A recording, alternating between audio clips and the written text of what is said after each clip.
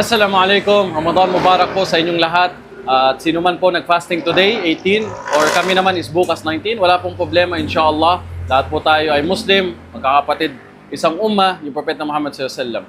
So naway, may Allah accept our good deeds at our fasting at marami tayong magawang ibada, mabubuting gawa this Ramadan inshallah. So Ramadan Mubarak mula Jerusalem, KC Shawarma. And visit us at sa mga nais po magpa-iftar, you can have a contract with us. At kami po ay ready inshallah na makapagluto ng pang-iftar sa mga gustong lalo yung mga nasa abroad, gustong magpa-iftar dito sa Pilipinas. Walang problema inshallah. Contact lang po kayo sa aming page at mapag-usapan natin ang pagpapa-iftar natin inshallah araw-araw sa mga Muslim, sa mga masajid na malapit sa atin or sa mga madrasa na malapit sa atin inshallah. At naway makapag-iftar din tayo dito mula sa inyong pagtutulong at suporta at sponsorship. So, Ramadan Mubarak ulit sa inyo. Maasalam, ingat po kayo. Shukran po.